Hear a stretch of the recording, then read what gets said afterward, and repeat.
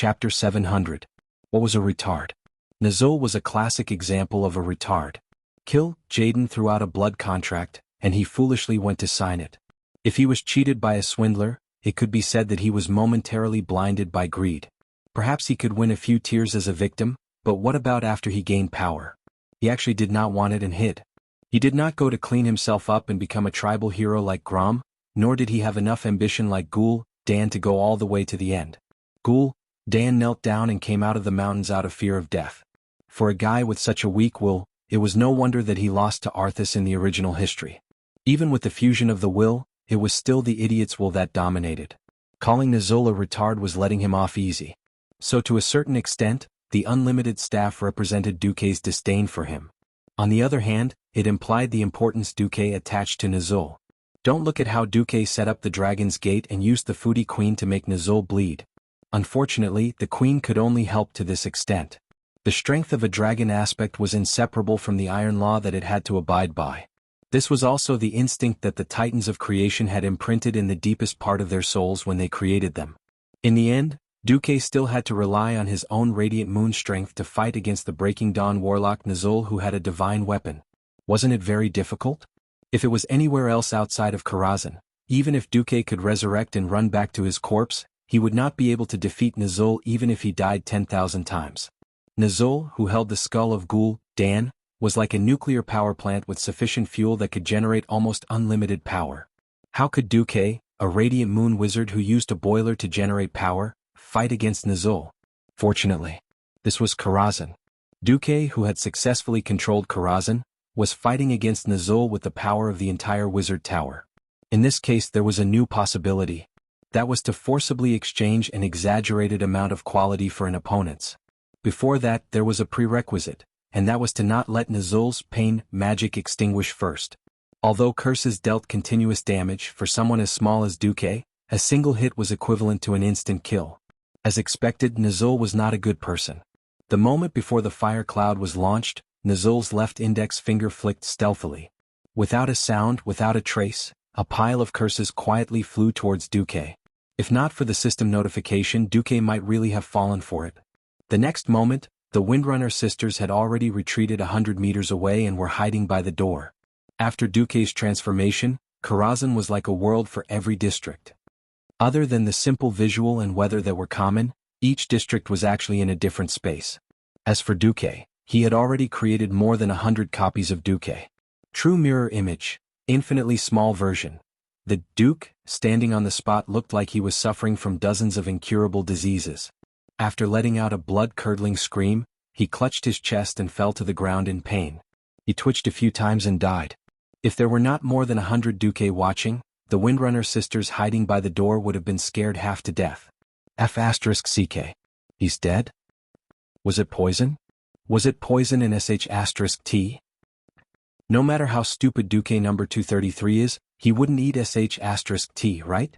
No need to ask, it must be Nazul. Yes. Despicable and shameless. Nazul was stunned. He almost thought that he had fallen for an illusion. He was not a country bumpkin who had never seen illusion spells, nor had he never seen the Sword Saint's mirror image spell.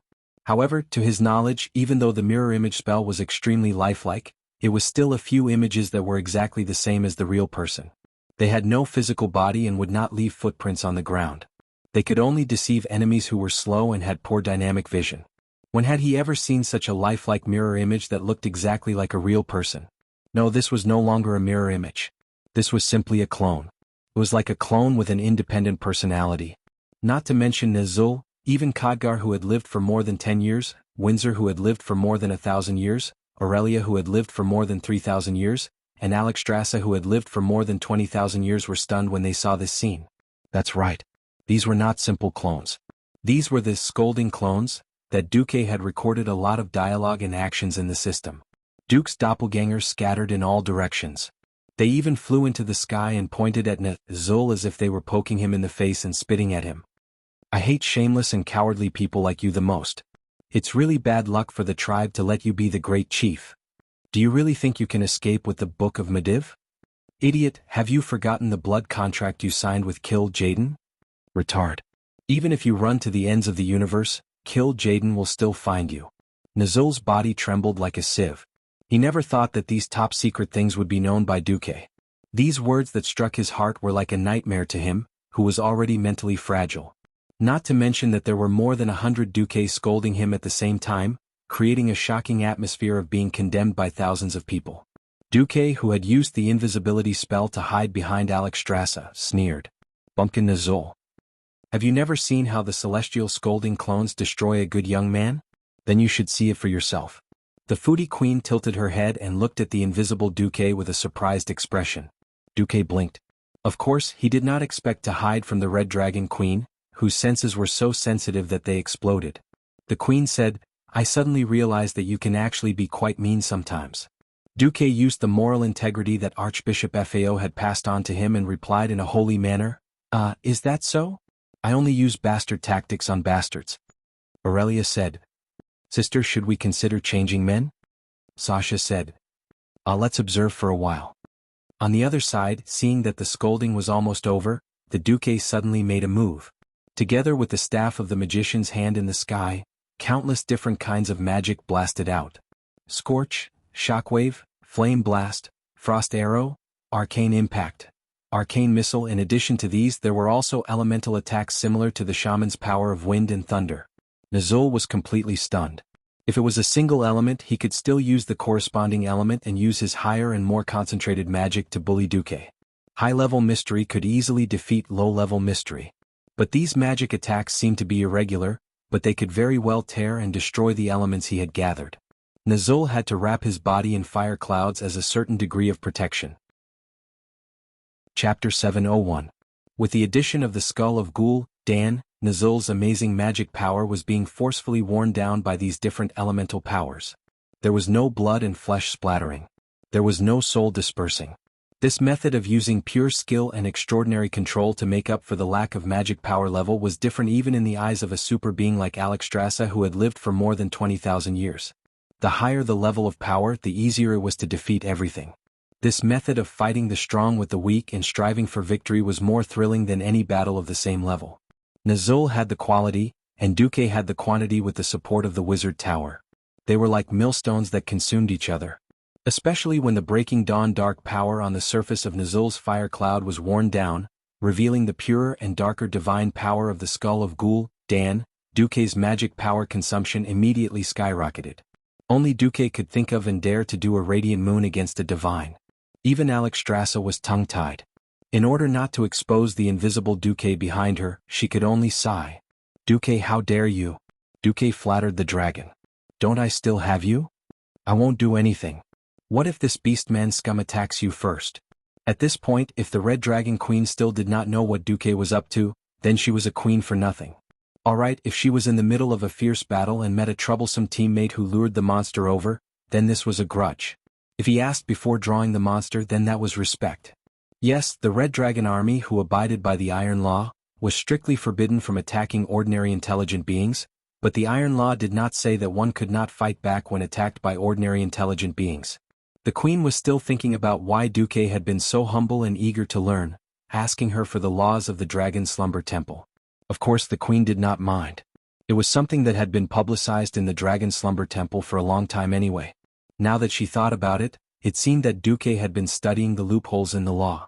Alexstrasza was also speechless. Hey, are you trying to take advantage of me? This meal of yours is really expensive. No. You don't have the heart to let me, a top chef who's so kind, so righteous, and so passionate about the world of Azeroth, perish just like that, right? Duque acted shamelessly. It was obvious that she was threatening him with a long-term meal ticket. Oh no, it was seduction. The Windrunner sisters were also snickering.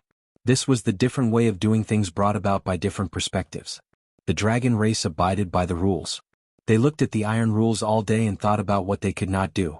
Duke, a modern man, was like a cunning lawyer in the modern world. His way of thinking was that as long as it was not forbidden, he would do it. Moreover, the punishment was not severe. As long as there was enough profit, he would do it. That's right. Duque was instigating and leading Alexstrasza astray. Of course, she knew that the orc warlock in front of her, who was filled with evil energy, was not a good person. However, adding a new race as an enemy required the unanimous approval of the Dragon King's Council. However, Duque had opened a new window for her. She was also hesitant. She did not know if this was the beginning of some kind of depravity. After all, many times the devil tempted people to commit crimes. It was also a small mistake, starting from small principles and then slowly sinking. Duque saw her hesitation. This is just an insurance. I never thought of forcing you to violate the principles of the Dragon Slumber Temple. Even if you don't do anything, I still have a 60% chance of taking care of Nizul. Duque did not force the queen to make a choice immediately because Duque also realized that it was likely to involve the high issue of conscience. The people in the Azeroth Justice camp were still very mindful of their conscience. It was true that Duque wanted to borrow the queen's power, but if he did not do it well and the Red Dragon Queen violated the original history and really fell, it would not be fun. Did they not see how fierce Arthas, who was originally a paladin, once fell into the Death Knight? On the other side, the fierce battle had also entered a white-hot stage. The air of the platform was filled with a nauseating pungent smell. The smell was more destructive than the dragon's breath, stimulating the sense of smell and taste of every creature present. On one side there were hell-like flames and on the other side, there was a gorgeous magic attack like a grand fireworks show. When the two different scenes intersected in mid-air, there was a huge dividing line in the center like a crack in space. This was not a simple optical illusion. This bright belt of light was slowly pressing towards Nizul, and at the same time, constantly devouring Nizul's scattered magic power, gradually cutting off the connection between Nizul and the fire elemental realm. This is impossible? Nizul was so shocked that the muscles on his face trembled violently, causing the white powder on his face to fall in large chunks, revealing half of his face that was more horrible than an old witch's makeup. This could not go on. Nizul's timid nature had determined that he was never a person who would fight fiercely. He was more willing to see the enemy play their cards and then kill them in one fell swoop. Unfortunately now, he had observed for a long time and did not find any flaws in Duque. Every Duque seemed to be real. They drew magic power from different places and then transformed it into magic attacks. Compared to an illusion, Nizul was more willing to believe that these were true avatars of Duque's soul that had been cut into countless pieces, and at the same time held a part of Duque's power and soul. Come, judgment of destruction. Suddenly, more than 90% of the volume of the fire cloud wrapped around Nizul, and the next moment the cloud of fire exploded. It was as if someone had thrown 1,000,000 grenades into the air and exploded them. The eyes were full of splashing flames, and these rockets filled every corner of the air. Within a radius of 100 meters, there was no room for anyone to dodge. Countless Duque's ice shields were broken. Except for those Duque who had time to open the ice barrier, most of the Duque screamed and fell, and then turned into illusory magic dust. Aurelia, who was hiding behind the door with only half of her head poking out, was stunned. If the real Duque was not secretly hugging her third sister's waist and winking at her from the other side of the door, she might really have been scared out of her wits. Suddenly she felt that the mage had ice block, the thief had cloak, and the knight had invincibility. These three professions were all F***king gangsters. At this time, a Duque appeared triumphantly, and then the moment he appeared, he was hit by 20 curses and died in a second. Duque bared his teeth. Fortunately, he did not go out to show off or else he would not know which curse he died from. Damn, according to Luo's words, this was a big move, right? After a big move there was still such combat power? He really deserved to be called the first Lich King. Chapter 702. In the past, when he played games, Duque never understood why bosses often had several stages. Now that he thought about it, it should be because every strong boss had their own trump card that could turn the tables. There was no such thing as defeating the world with one move. He used Alexstrasza to destroy Nizul's demonic sea and used the system elf to control the doppelgangers to continuously deplete Nizul's mana. That was not enough. Nizul must have another trump card. Duque did not want to let Nizul go, so he could only play the game by himself. If he was alone, of course he could play infinite corpse dragging. Unfortunately, such a big thing could not be hidden from the people around him. He could use safety as a reason to send Jaina and Ronan to Stormwind City. After giving Alicia a slot for eternal life, he temporarily sent her away, but he could not send the Windrunner sisters away. To be able to fight side by side with him was the advantage of having a female hero as a partner. On the other hand, this was also a restraint. Because last time, when Aurelia was not there, Duque had to drag his dying body to save the Red Dragon Queen. This had already made Aurelia regret for a long time, and this time she was not willing to let Duque face Nizul alone. Since Nizul dared to step on the scene without bringing a few powerful chieftains, and he even acted like a boss with his nose in the air. Duke naturally wouldn't be polite to him. "It's time. Let's go." Duque sent a magic message, and on the other side of the huge platform, another door was suddenly kicked open. Two golden figures dashed out. They were two paladins riding spirit warhorses, Tyrion Fordring and Gavin Rad-Doom. According to the original plan, Duque wanted to capture all the Silver Four sages except Turalyon to work for him. However, his relationship with Tyrinas was no longer the same as before. He had extorted 10 million gold coins from Tyrinas, and now Tyrinas was asking for Theon. Even though Duke was dealing with the great chief of the Horde, Tyrinas still hesitated for a long time before letting Theon go. The Lordaeron king's excuse was also very dignified. The tribe's #1 warrior, Hellscream, was here, and only Migraine could not hold him off. Hence he had to leave Uther and Sidon behind. The Dalajan had just lost another Kirin Tor counselor, and now they were unwilling to send anyone out. That was the only way. That was why Duque's side could only arrange a deformed party of 5, 2 paladins, 2 rangers and a mage. If this was in the game, it would be a terrible configuration. However, the 5 people who stepped into the hero domain were all powerful people who were proficient in 3 types of talents. Don't look at how the 2 paladins swung their hammers and attacked. In reality, they were monsters who could fight, tank and heal. This time, the white foundation on Nazul's ugly face finally changed. Araduda. There was a vague incantation from his mouth, and then a curse that was completely invisible to others flew out. It looked like it would hit Tyrion in less than half a second. In that split second, a duke magically appeared in front of Theon and took the curse.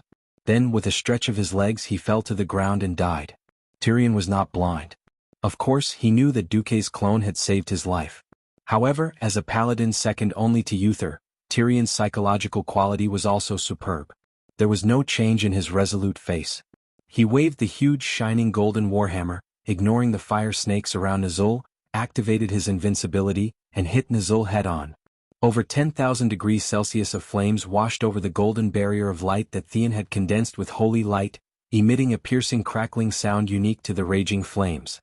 This was a duel between magic and holy light. It was also the ultimate duel between destruction and protection. For a moment, Theon thought he couldn't hold on any longer. However, the golden light on his equipment supported him. It was the paladin equipment he had obtained from Karazhan. It was equipment that even his good friends Sidon and Turalyon had been envious of for a long time. As one of the 5 Silver Saints, the belief in the holy light was an important factor, but equipment was also a part of strength. A large cluster of frost arrows shot out just in time, temporarily suppressing Nazul's raging flames. "In the name of the holy light, I will punish you." A golden hammer descended from the sky, approaching Nazul's head at high speed. Nazul did not know about the paladin's skills, but in his heart, he predicted the arrival of the final judgment. No. Unable to hold back anymore, Nazul hardened his heart and activated the ivory eagle necklace around his neck. The giant beast's teeth, which had been refined with the power of shamans and then reinfused with the power of evil demons, had unimaginable defensive abilities. In a single breath, a total of 7 mysterious barriers appeared. At this moment, the storm of arrows from the Windrunner sisters arrived. Swoosh, swoosh, swoosh, swoosh. 3 sets of 21 arrows in a row, forcing Nazul to quickly adjust the structure of the shield. From protection against blunt weapons to arrow protection and elemental protection.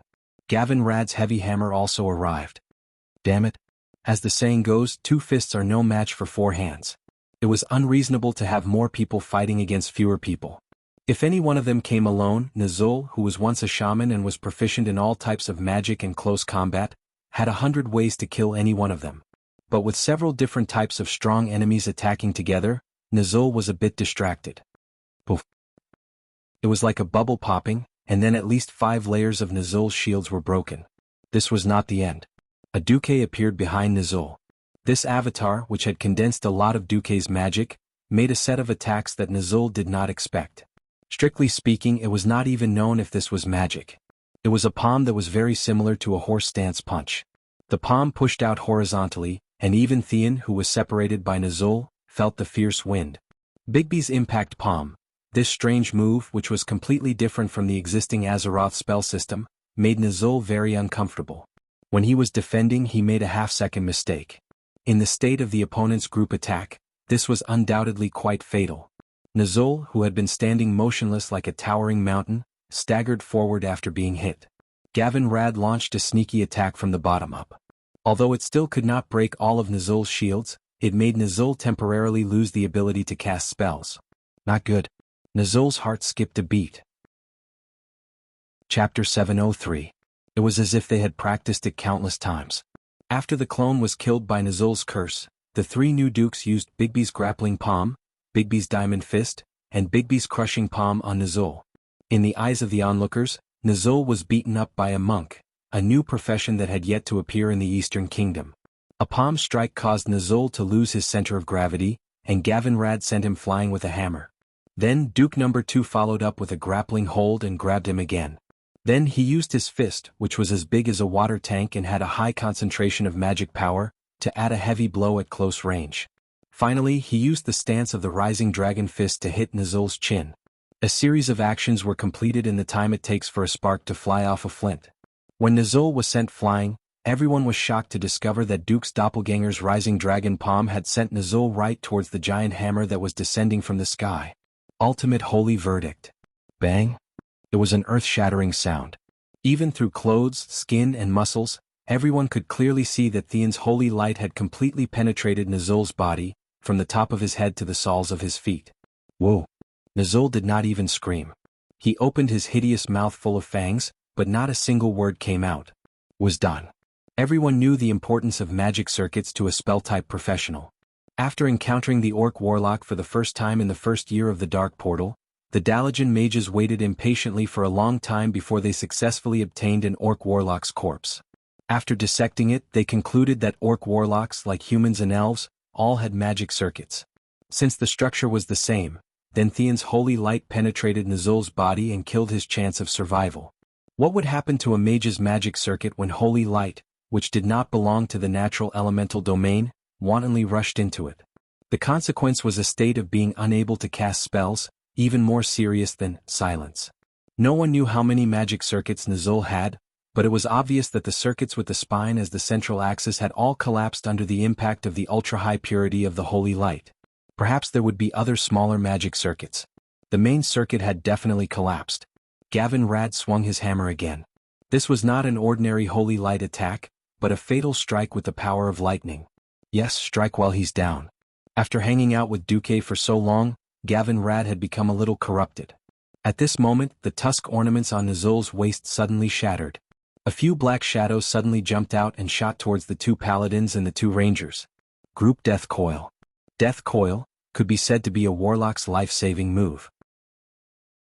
As long as one was hit, not only would they lose control of their body due to fear and fall into a state of paralysis, the powerful dark energy could also forcibly convert 20% of the damage into the warlock's vitality. This was not just one shot, but 4 shots of Death Coil. Most importantly, an inanimate object would not be able to trigger Death Coil. It was conceivable that if the vitality of all 4 heroes was absorbed at the same time, Nazul would definitely recover in an instant. At this critical moment, the movements of the 4 guys were surprisingly consistent. Their empty left hands directly fled to their waist pouches and threw a white fluffy thing towards the Death Coil, that looked like a black skull. Squeak! The small animals screamed at the same time, causing Nazul's face to turn pale. All that was left was despair. Death Coil had indeed hit, but unfortunately, it had hit the little white mouse that had been prepared in advance. The pitiful scapegoat turned into a dried rat as soon as his legs touched the ground, and he fell from the sky. Nazul's heart was the same as these little guys, falling from mid-air into the abyss of despair. Even this was predicted? Unwilling. Nazul had never thought that a good time to trample on the field would turn into him stepping into his grave like an idiot. What's going on? Did Nefarian not have good intentions from the start to send me to my death? How did he know that I would definitely not be able to defeat the people of Karazhan? Or did he predict the existence of the Red Dragon Queen? I don't understand. So what if I don't understand? Too late. I won't give him a chance to turn the tables. The incomparably powerful wild arrow had arrived. They perfectly bypassed the 2 paladins beside Nazul and hit where they wanted to hit. Like a target that had been nailed to a target, Nazul was hit by more than 30 arrows in the blink of an eye. His whole body was nailed to the solid granite ground by a steel arrow that was more than half a meter long. This was not the end. The two paladins directly hammered down. Bang. Two dull hammered down at the same time, making a sound as if it had been a single hit. After a short period of paralysis, Nazul clearly felt that his right shoulder and right lung had completely collapsed. As for the abdomen that was hit by the heavy hammer, there was a hole on the left side of his waist. His intestines were squeezed out of the wound as if they were escaping. No, the blood and lung debris that came out of his lungs quickly filled Nazul's throat. He could not even say half a word. However, a mystic did not necessarily need words to activate magic.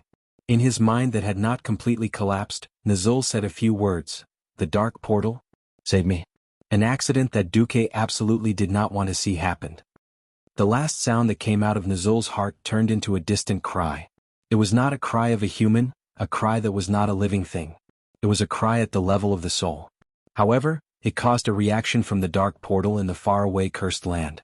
Rustle, rustle, rustle. In the cursed land, every orc that was camped along the south side of the dark portal ran out of their tents in horror because they felt the vibration from the dark portal. The chiefs looked at the pillars on both sides of the dark portal in astonishment. The huge statue of the mage holding the sword was actually trembling slightly. On the ground, the red gravel rose and fell like waves. Everything seemed to be foreboding something. All of a sudden, the door of darkness in the cursed land closed, and the tribe that was trapped there lost all the support from Draenor in an instant. The orcs cried out in shock. The one who could not accept this fact was Duque. He opened his red eyes wide and watched as a huge all-like unknown object pierced the sky above the platform. A deep spatial passage that looked like a black hole opened in an instant. The dark portal responded to Nazul's call and was using its incomparably brutal power to try to pull Nazul back from the space of Karazhan. Chapter 704. It was never easy to open a stable portal in a complicated place filled with all kinds of spatial rifts. The door of darkness had done it with its boundless and unparalleled might. Amidst the strange sound of glass breaking, the scene of the void was divided into countless pieces, constantly tumbling. Mortals who could not see the mystery of space were completely confused at this moment. For example, Gavin Rad saw that one of his hands was growing on his thigh. Everyone was shocked except Duque. Stand down. Duque's shout made everyone find their backbone again. The invincible effect caused by the holy light could resist the turbulence of space? Stop kidding. Holy Shield could block the damage of the space fragments, so it would not be called Holy Shield, but Cosmic Invincibility. A pair of mages' hands pulled the shoulder armor of the two paladins back. Immediately, the two paladins took advantage of the force, kicked their legs at the same time, and directly dodged the space fragments that were just a few centimeters away. Ha ha ha. Nazul coughed up blood while laughing wildly. He was afraid of death, so how could he not have a backup plan? The dark portal was his backup plan. That's right, the dark portal itself was a dead thing, and it did not have its own will. However, when Nazul attached the soul fragments he collected when killing his enemies to the dark portal, even if they were thousands of miles away, he could still control the dark portal to perform the same action as the warlock's summoning ritual. The only thing that Nazul miscalculated was the attack power of Duque and the fact that he could not summon demons. Nazul laughed wildly, but his heart was cold after surviving a disaster. The strong of the alliance was really not something that the tribe could deal with. At this moment, Nazul's body had begun to become illusory. It seemed that in 3 seconds he would be able to complete the teleportation. At this time the light of Flash suddenly lit up in front of Nazul. Replacing the two paladins who flew back was Duque's figure in a blue and white mage's robe.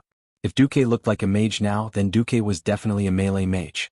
Under the scanning of the system elf, he saw every piece of space fragment that was spinning in the void. Then, like a spear, he suddenly lunged forward in a horse stance, thrusting out the Tidahark step of time in his hand. The trident-shaped black spearhead pierced into Nazul's illusory abdomen without any hindrance. Then it opened fire. Originally, the hundreds of arcane missiles that poured out from Duque's magic staff could not hit Nazul. Strictly speaking, Nazul's body had begun to disappear from this dimension. If it were any other mage, they would not be able to do anything about it. Not Antonidas. Not an Astrian. Perhaps the Mediv of the past could do it, but unfortunately, the Mediv had already become the dust of history, at least for the time being. Nazul was unlucky. He had encountered the even more bizarre Duque. Duque did not have the destructive power to destroy the world, nor did he have the supreme magic power of ultra-high purity. But in terms of control and precision, Duque was definitely the best in the world. The dark portal was just a dead object. It would only instinctively follow the instructions of the soul fragment and teleport creatures in the specified space dimension. The basis of teleportation was to set the coordinates of the starting point and destination. If either one was messed up, then it was likely to be teleported to the void or a spatial crack. Duque could not stop the teleportation of such a high-level divine object like the dark portal, but it did not mean that Duque could not do anything about it. What he did was to control Karazhan and slightly change the coordinates of the surrounding space dimension. Yes, if you want to teleport 10086, then I give you 9527, then you will definitely be in a mess. To completely teleport a person away, it seemed to be an instant, but in fact, it had to scan the entire body at least 100 times every second. Otherwise, if there was any error, even if the teleportation was successful, it would be a pile of meat paste. What Duque destroyed was this process. It looked like an arcane missile attack, but in fact, each shot contained a chaotic space coordinate. He was interfering with the judgment of the dark portal. Ah, what did you do? No, no, no. Nazul screamed, but he could not stop the dark portal from stopping the teleportation process for his safety. Under the surprised gaze of everyone, the turbulence in space stopped, and Nazul's body quickly solidified from an illusory state. No, no, no. The dark portal, you idiot. Teleport me away. Nazul was still calling out to the dark portal through the soul fragment. However, in a place like Karazhan where space was unstable, teleportation was not so easy. According to the feedback from the system, it seemed that at the dark portal in Draenor, the warlock that Nazul had left behind was hurriedly performing a second summoning ritual in an attempt to pull Nazul back. However, under the control of Duque, Nazul could only be like a fish out of water, struggling futilely on the cold floor. Now, because of the collapse of the Master's will, the two huge nightmare creatures that Nazul had summoned had been dealt with by the Virgin Mary and the Curator. Everyone began to gather around to see how Duque would deal with the third chief of the tribe. Duque snapped his fingers, and an illusory mirror image appeared beside everyone. It was a magic message. The big shots of the Alliance, who had been nervously waiting for the outcome of the decisive battle in Karazhan in the Overwatch Fortress, the Riedridge Mountain Fortress, the Dalajan, the capital of Lordaeron, and the palaces of the various kingdoms, all breathed a sigh of relief when they saw Nazul twitching on the ground like a dying old dog. Ah, we won. I knew Duque could do it. Anduin Lothar was the first to raise his fists high. Good job, Duque. In the Riedridge Mountain, King Lang jumped up. Damn it, my old face. In the Dalajan, King Antonidas touched his red face. Duque again. In Lordaeron, Tyrrhenas had mixed feelings. The reactions of the kings were slightly different. However, in the Overwatch Fortress at the front line against the Horde, the entire Alliance army suddenly burst into thunderous cheers. Long live St. Duke Marcus. Ha! Another great chief. I knew that Lord Marcus would not let us down. Duque's holy name had become sacred, and was once again praised by countless soldiers. Facing the Horde again, even the bravest soldiers could not help but feel uneasy.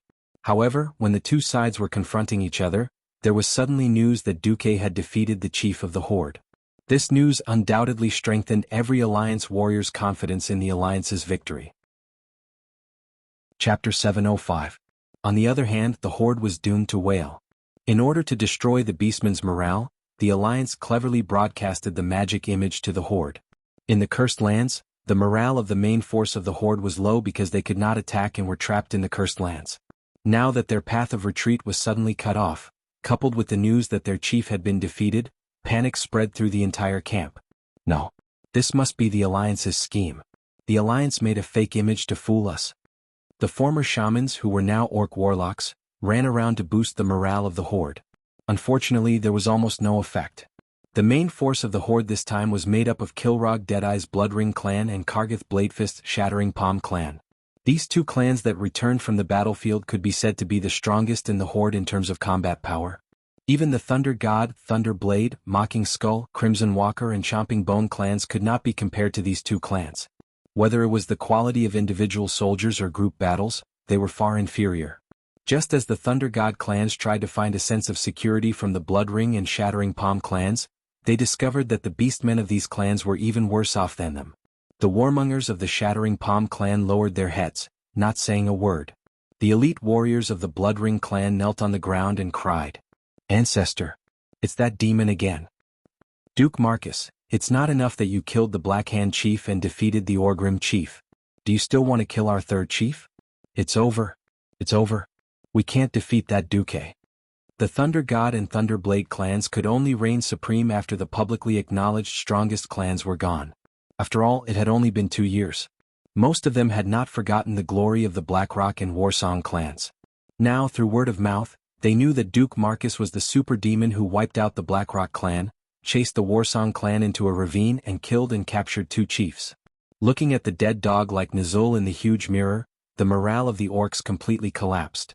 The news of the orcs falling into chaos quickly spread to the watchtower. This is a good chance. Let us defeat the horde in one go. Let our lightning tank legion take the lead. Muradin Bronzebeard danced with excitement. The little man could not wait to recreate the glory of the Scorching Gorge. Sure. Taking advantage of the chaos to kill the enemy was a judgment that every qualified commander must have. Anduin made the decision on the spot. Wait. He couldn't use all of them. The dark portal is a little dangerous, Duque called out to Lothar through the magic transmission. Danger? But fighter jets. Duque, give me a convincing reason. The opportunity was fleeting, and Anduin could not let go of such a great opportunity. So what if the Door of Darkness was restored? As long as they could heavily injure the elites of the tribe who were trapped here, they would definitely be able to deal a blow to the tribe's morale. Duque thought for a moment and gave a plausible reason. Nazul can remotely control the dark portal, and I have yet to remove his soul control. The mana contained in the Gate of Darkness is too powerful. I'm afraid that it'll be dangerous. You can't use everything you have. After that, it seemed that the magic communication was interrupted by some kind of spatial interference, and the communication was cut off. What happened? Muradin asked. It's not a big deal. Karazhan is located above an unstable crack in space, and it's common for magic communication to fail. In the past, it was very difficult for us to Mediv, and we often had to send people directly to them. In the past, when it was the worst, Karazhan had to seal the tower directly because of the fluctuations in space. It's not unusual for us to be unable to contact Karazhan for a year or 2. Anduin was telling the truth. Since he was the commander-in-chief, they didn't ask any further. However, when they were ready to attack, there was a disagreement. When everyone saw Anduin put on his helmet and looked like he was going to fight, they were indignant. Please, Sir Lothar, you're the commander. It's not the Battle of the Scorching Canyon now, and the front and center formations have collapsed. Why do we need the commander to go directly? The old General Haas smiled and stopped Lothar. Turalian also advised seriously, if we need the commander to go personally to defeat the enemies of chaos, wouldn't it seem that we generals are too incompetent? Yes.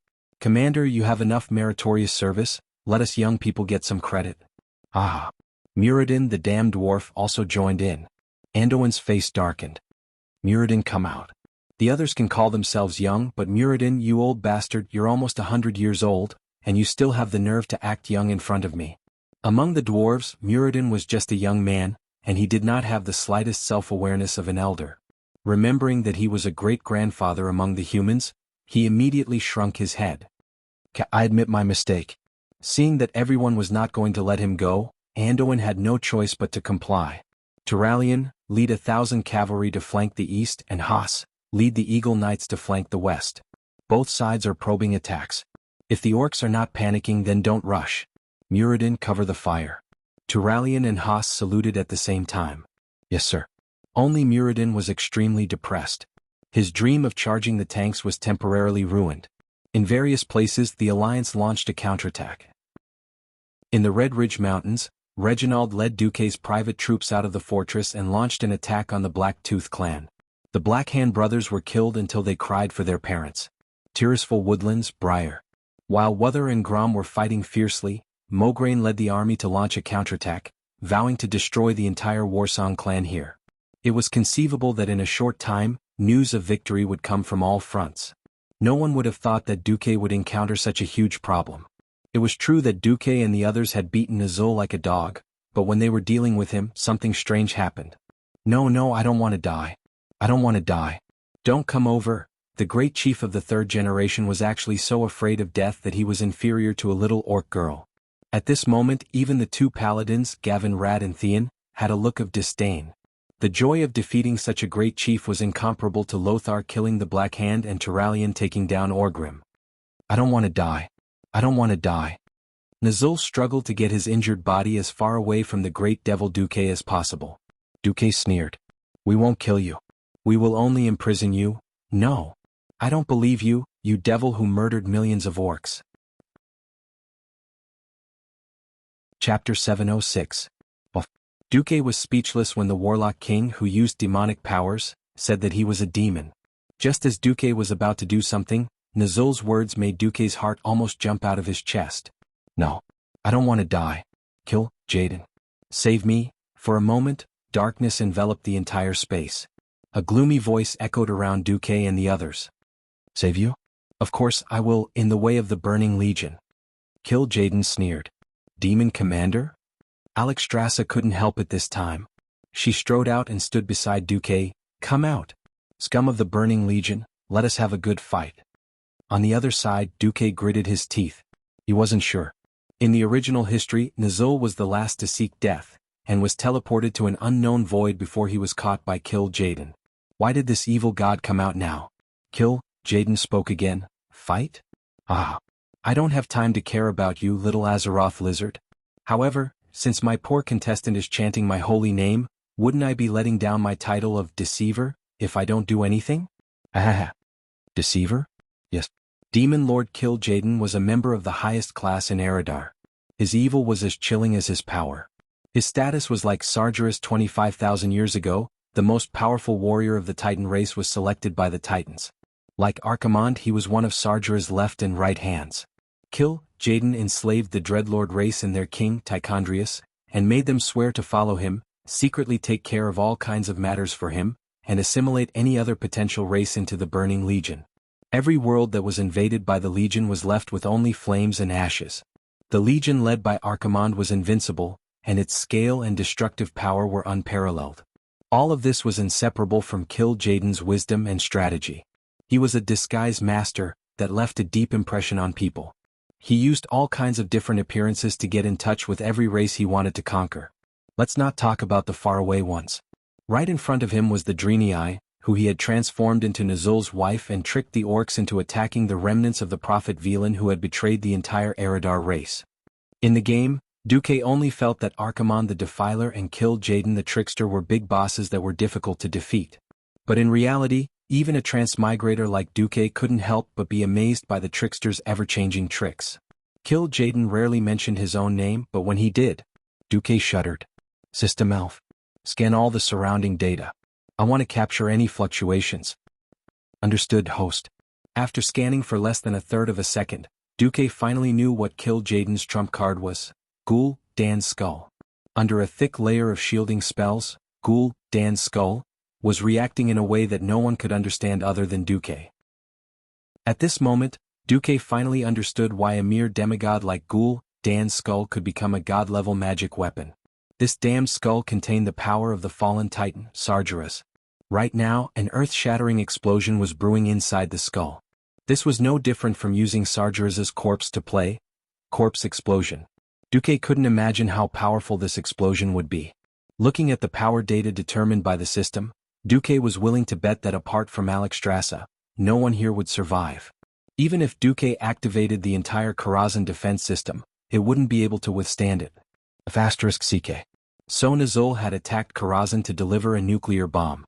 I've been tricked. Time seemed to freeze. Everything around him seemed to slow down countless times in that instant. Tyrion Fordring's face was filled with nervousness.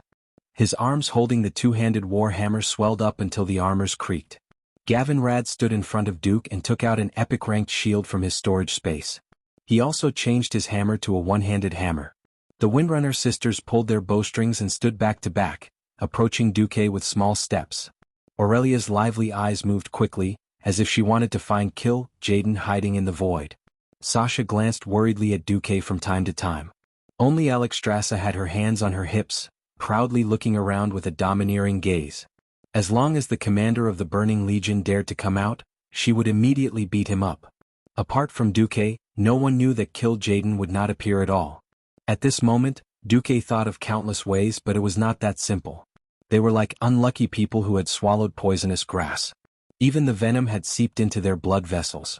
It was not something that could be spat out just by washing their stomachs. At this critical moment, Duque suddenly glanced at Nizul, who looked like he was dead. Several fangs were emitting a faint red soul glow. Yes, I got it.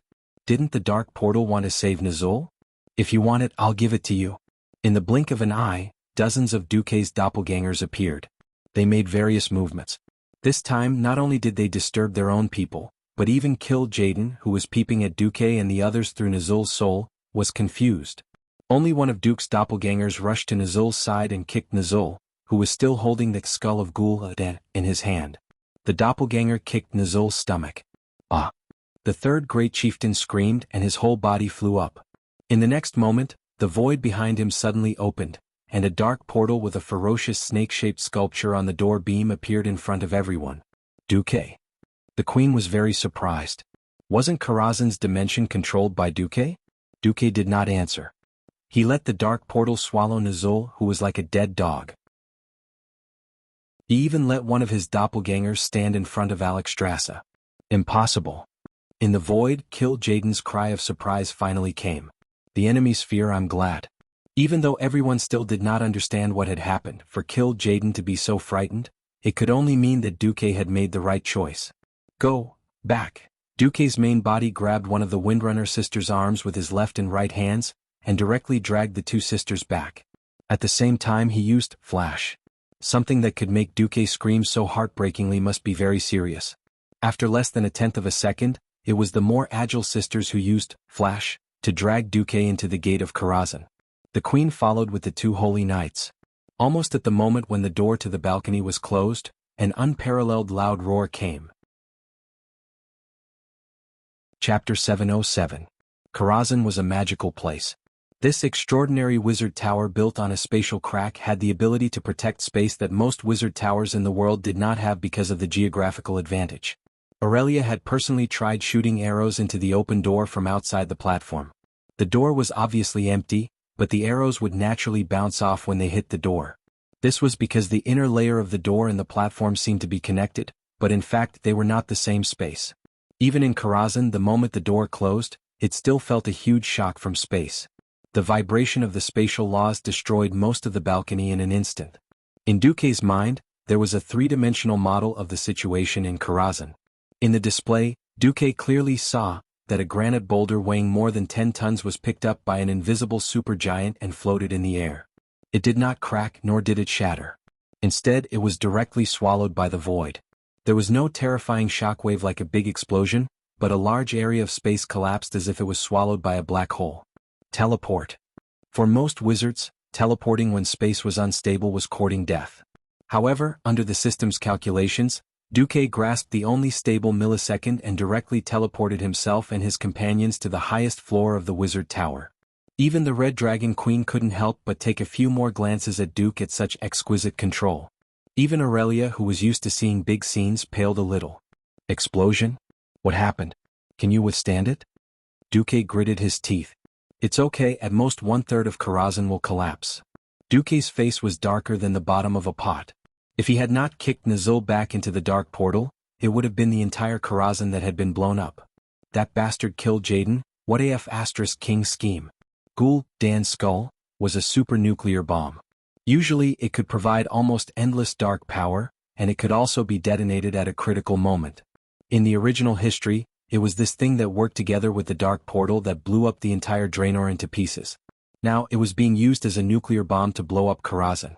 Duque could imagine what would happen after Karazhan, an important part of the Azeroth dimensional barrier, was destroyed. The dimensional barrier of this planet was also a huge magic circle created by the Titans of Creation. Within the formation, the dragon aspect and the dragon race's power would be greatly amplified. If Karazhan, one of the spatial nodes, was destroyed, it would undoubtedly affect the entire magic circle. Of course, for the Burning Legion, it would be even better if they could kill one of the dragon aspects, Alexstrasza, in one go. That bastard killed Jaden. He actually predicted that I would ask Alexstrasza for help. Duque was trembling all over. He had been tricked. Without a doubt. This was the first time Duque had been fooled since he entered the world of Azeroth. Duque, who had been successful in every endeavor because he grasped the trend of history, finally suffered a small setback under the sneak attack of Kill Jaden, one of the final bosses of the Burning Legion. It wasn't that Duque hadn't thought of this possibility. Unfortunately, as he changed the history of the world more and more, many things were beyond his control and budget. This was the best proof of that. Originally, Kill Jaden would only appear to take away Nazul's soul after he was defeated. He didn't know if it was because Duque had crippled Kazak in one go and slapped the faces of Kill Jaden's 2 female adjutants, causing the 2 coquettish bitches to go and complain about him. In the end, it directly led to Kill Jaden personally making a plan. It seems that we've been tricked. Alexstrasza sighed. Yes. Duque's face turned green. The queen patted Duque on the shoulder. Don't blame yourself too much. You've already done very well. Even I didn't react just now. If I had taken that explosion head-on, I'm afraid I would have been seriously injured even if I didn't die. When the queen said this, the people around her all felt a lingering fear. Think about it, this kind of big explosion that could be felt across several dimensions. How could a mortal's small body withstand it? The queen continued, for you to be able to do this at such a young age is already a miracle. There's no need to insist on miracles among miracles, understand? Duque's clenched fists finally relaxed. Understood. Speaking of which, what's going on outside? Sasha asked weakly. Duque quickly let the system check and the results disappointed him. Sorry, the spatial turbulence is too serious. We have temporarily lost contact with the outside world. However, this explosion came from the dark portal on the other side of Draenor. It was like this when we were just connected, I'm afraid over there. Planet Draenor was probably going to explode just like in history. Duque's guess was right. It was precisely because Nazul had placed that summoning ritual at the dark portal on the other side of Draenor. So when the skull of Ghoul, Dan, exploded, the first thing to explode was the dark portal on the other side. The orcs who were entrenched near the dark portal on Nazul's orders fell into the deepest despair. Most of them didn't even react to the sudden explosion. In that instant, the originally calm dark portal suddenly had an extremely intense reaction. The black light it produced devoured all other colors in the world, making them unable to see anything. They could only vaguely hear the sharp howls of the wargs and the exclamations of their companions, but none of the orcs knew what was happening. That terrifying sound was quickly replaced by a rumbling sound. Just before they could realize what was happening, a deafening collision sound was heard. The orcs could not control their bodies and fell hard to the ground. The unlucky ones lost consciousness in an instant. For the powerhouses who still retained their consciousness, perhaps this was the real cruelty. As they struggled to breathe in pain, they suddenly found that the darkness had dissipated. When they immediately looked in the direction of the dark portal, it was already gone. The giant sculpture that guarded the dark portal had become a pile of stones that did not look the slightest bit similar. The 3 huge pillars that formed the frame of the portal, the 3 pillars that had witnessed the glory and greatness of the tribe, had also turned into rubble. There were no signs of Azeroth here. In the next moment, the entire world seemed to be screaming in the flames. The raging flames spread even further with the wind. Most of the land collapsed, and the huge impact crushed the entire land into broken waves that stacked up layer by layer. Every beastman next to the dark door was engulfed by that world-shaking explosion. Chapter 708. Nazul. The call was full of mockery. It woke up the strongest orc warlock, the great chief of the tribe. Ah! The moment he regained consciousness, Nazul screamed like a little girl who had been bullied. Of course, his screams were very unpleasant to hear. At the same time, all of his senses were filled with a strange feeling of nothingness. It was the feeling of his entire body floating in the weightless void. Nazul squeezed his eyes shut, hoping to dispel the feeling that was enough to make him crazy. However, it was of no use. The howl from the depths of his soul kept eroding his consciousness. In the hypnotic repetition of the single sound, he once again heard the voice that made him extremely uncomfortable. Nazul. He widened his eyes and looked around. Not far away in the strange whirlpool of light and shadow, he saw something. It was the existence that imprisoned him here. Nazul. The call of his name once again resounded in this dark space of nothingness. Nazul felt that there was a bigger and darker shadow shrouding him. He looked up and saw the true face of the shadow that terrified him. It was a huge creature wearing blood-red armor. This creature's facial features were very similar to the Draenei that Nazul had ordered to be slaughtered, but his face was bright red. There were 2 short curved horns on his tall temples, and he had a beard on his chin. 2 tentacle-like things protruded from the bottom of his mouth. A few earrings shone, and his eyes flashed with a deep yellow light. Almost through the connection of their souls, Nazul immediately knew the identity of this mysterious existence. Yes, it was Kill Jaden who had tricked his soul through a blood contract. In theory, this was the master that he had to serve for eternity. My lord. Nazul gasped. Although his limbs were still imprisoned, he tried his best to bow to the other party. Nazul, my little servant who is not pious enough. Kill Jaden, the demon commander of the Burning Legion, replied with a grin. Do you think that I have forgotten about you? No, my lord, of course not. In fact, Nazul did hope that Kill Jaden would let him go like a fart, and then completely forget about him. Unfortunately, that didn't seem to be the case. You useless fellow, you ignored my orders and gave up on leading the orcs to attack Azeroth. He couldn't even bring a bomb into Karazhan. If it wasn't for your cowardly, summoning ritual, Azeroth would have one less annoying dragon aspect. You've disappointed me and you've made me pay an unnecessary price. Do you know that? The demon commander laughed, and his ear-piercing voice sent chills down one's spine. No, master, I can make up for everything. Nazul hurriedly changed his words. No, I've lost my patience with you. Now, it's time for you to pay for your failure. No, no, no, no. The void echoed with Nazul's screams. Pieces of flesh and blood were torn from Nazul's body.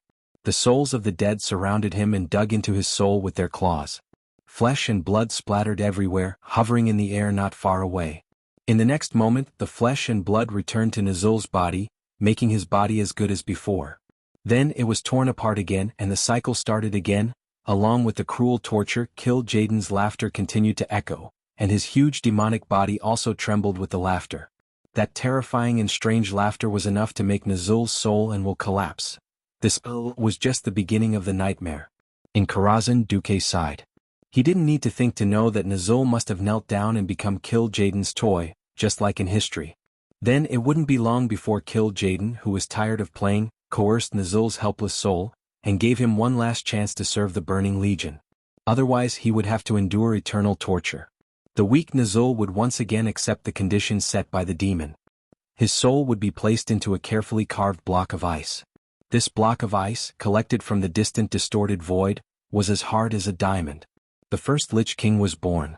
However, Duque couldn't care less about these things for the time being. There were too many things to do in front of him. 1/3 of Karazhan had been destroyed, and everything near the ruler's terrace had been destroyed. Even the surrounding stairs had been affected. Well, there were really broken stairs. The entire Karazhan Mage Tower was covered with shocking cracks, as if it had experienced a terrible earthquake. No, this was worse than an earthquake. Because an earthquake would not cause the spatial passage of Karazhan back to Azeroth to collapse. Now, there was no way out, and the spatial defense that had been set up before had almost completely collapsed. Now, a large number of void creatures rushed out of the spatial cracks, simultaneously attacking the main gate of Karazhan and the door of the library. Ah! An abandoned mage tower. Kill the guards. Rob him. Countless humanoid creatures wrapped in bandages, with their cores shining with mysterious radiance and illusory energy, charged into Karazhan. These creatures, which were 2 people tall, were called ethereals. They were a group of ethereal thieves that wandered the various voids, constantly looking for valuable items. Kill these invaders. Theon rode his Einherjar warhorse and took the lead, smashing down with his hammer. Beside him was Gavin Rad, and behind him were hundreds of translucent Einherjar warriors. Khadgar floated in the air, casting fire magic. Huge fireballs were thrown out one after another, hitting these fellows who valued money more than their lives, exploding into sparks. At the main entrance, Alexstrasza was guarding the gate and no one could get through. With a flap of her illusory dragon wings, one of the void creatures that was rushing over screamed in pain and flew out of the main gate for nearly 1,000 meters before stabilizing itself. However, it immediately discovered that there was a mysterious flame spreading uncontrollably on its body, burning even in the void. It tried hard to extinguish the flames, but in the end, it was burned to ashes in front of its companions. It took a full 2 hours to destroy no less than 5 groups of enemies. Only then did those void creatures with a little bit of intelligence realize that this strange and mysterious building that suddenly floated into the void was not a pushover. Only then did they leave resentfully or watch from afar. Everyone returned to the top floor of the Mage Tower and gathered around Duque. How is it? Theon asked. Very bad. In a sense, because of the Big Bang, Karazhan was separated from planet Azeroth. Duque rubbed between his eyebrows. Ugh. Everyone's face darkened. Chapter 709. Can we go back? Tyrion asked. I don't know. Because of the big explosion, the spatial passage that was originally connected to Azeroth collapsed. Karazhan can't go back the way we came, and to make matters worse, we've lost the spatial coordinates of Azeroth. We seem to be floating in the universe in the form of a spatial interlayer. This was the biggest headache for Duque. He had never thought that Karazhan could be blown away. In Duque's opinion, Karazhan was at most like the moon revolving around Earth. Now, it was like the moon had been blown out of the solar system. Not only was it not dead, it was blown away. This strange result made even Duque angry. We really can't go back? Alexstrasza said helplessly with her hands on her hips. Aren't you a dragon aspect? Shouldn't you be more capable than a radiant moon mage like me? Duque said in annoyance. Even dragon aspects have specializations, alright? I'm not good at spatial magic. The queen said angrily, speaking of which, you tricked me into coming to Karazhan, but I can't go back. If Azeroth encounters the Burning Legion's general attack, this will be on your head. There won't be a general attack. Duque was very sure of this. At this time the Titans had not kneeled yet. Sargeras had just been sent into the Abyss, and it would take some time for the Burning Legion to integrate. On the other hand, Kil'jaeden also needed the Scourge to further consume the vitality of the world of Azeroth. However, before taking care of Azeroth, it seemed that he had to take care of himself first. Duque was speechless. Secretly, he had the system elf scan the situation of all of Karazhan. Not only was there a loss, but there was also oxygen. He didn't know if this counted as flying into outer space. If Karazhan became a real spaceship, then it would be terrible. Even if there were only 5 people and 1 dragon in all of Karazhan, and the oxygen consumption might not be high, once the oxygen was used up, no matter how powerful you were, you would still die. Host, Karazhan seems to still be able to get oxygen through some spatial cracks. According to calculations, it is not a problem to support the daily oxygen supply of 100 people. But the Karazhan seemed to be trapped. When Duque saw the 3-dimensional space model of Karazhan, which seemed to be entangled by tens of thousands of messy spider webs, Duque almost vomited blood on the spot. Every spider silk was a spatial crack of unknown power. If they tried to force their way through, who knew if Karazhan would be cut into pieces? When Duque projected this scene for the others to see, everyone's faces were filled with frustration. Alright, I've heard enough bad news. Is there any good news? Alexstrasza said helplessly. Duque snapped his fingers and Khadgar immediately said, the good news is that because Master Marcus was preparing to recruit more magic apprentices, he prepared enough food for 1,000 people in Karazhan for a year, as well as various ingredients and seasonings. Karazhan's chief butler, Khadgar, glanced at the Red Dragon Queen. As long as we pay attention to the preservation of food and Her Majesty Alexstrasza's appetite isn't too shocking, we can last for 20 years without a problem. The Queen's chest heaved up and down angrily. Humph! What a rude assumption. The eternal life of a dragon aspect is not sustained by eating. If there is a day when my magic is too low, I can still enter a deep sleep and endlessly stop my life. Stop talking. At most, I'll cook for you when you're awake. Duque silently labeled the Queen as a foodie. That's good news. The Queen's eyes narrowed into crescent moons. What else? Aurelia finally lost her temper. Seems. I can occasionally receive a magical message. Unfortunately, I can only receive it. The message I send back cannot be received. How is the alliance? Gavin Radd asked. A great victory without a doubt. Compared to the original history where both the Alliance and the Horde suffered heavy losses, the war was even shorter. With Duque's intervention, the war this time was even shorter. The aftermath of the explosion still spread through the dark portal to the blasted land, but it was really only at the level of aftermath. The scorching air that flowed out of the spatial rift that had not completely closed, together with the moderate shock wave of the explosion, scattered the orc army near the dark portal. Many of the beastmen closest to the Door of Darkness were even blown away by the wind. However, this gave the Alliance a perfect opportunity to launch a surprise attack. Muradin was astonishingly bold. He directly pushed a large number of mortar teams to the vicinity of the Dark Portal as the dividing line between the north and south. This allowed the shells to hit the orc camp behind the Dark Portal without any hindrance. Encountering the moderate explosion of the Dark Portal and the collapse of the Dark Portal itself, all the orcs were suddenly exposed to the Alliance's artillery range. The shells could even pass through the ruins of the Horde camp and land on the southernmost cliff of the blasted land. Under Duque's guidance, the Alliance had long learned what creeping barrage and infantry artillery coordination was. This tactic was only developed during the Second World War on Earth, and it had epic-making significance for the current Azeroth. The continuous bombardment caused the beastmen to be completely stunned. Many orcs even thought that the explosions of the dark portal had never stopped. Every place plowed by the shells would be attacked by Haas or Turalian's cavalry in less than 30 seconds. The Alliance used their high-speed advance in coordination with the bombardment. Just 6,000 cavalry had disrupted nearly 50,000 orc infantry. Looking at the ruins of the dark portal that had disappeared into the blasted land, there was no more hesitation. Anduin had perfectly pressed all the reserves in one go. He had fought a textbook super victory. The chief of the Blood Ring clan, Kilrog Deadeye, had been killed by Danath Trollbane. The chief of the Bone Chewer clan, Harkin Skullbreaker, had been killed by Haas.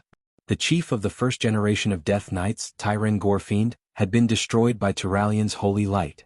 This battle could be said to have wiped out the last essence of the Horde. However, after this battle, the Alliance was not in the mood to celebrate, because the news came that Karazhan had disappeared. The founder of the Alliance, the greatest and wisest hero in the history of the Alliance, Duke Marcus, had disappeared. Even if Antonidas, Krasis, and the others searched and calculated like crazy, they could only deduce the horrifying answer that Karazhan had been destroyed in the vortex of space. No one was willing to believe that Duque, who seemed to be unkillable and had survived crisis after crisis, would fall because of the explosion of the dark portal. Was a pity? A week had passed.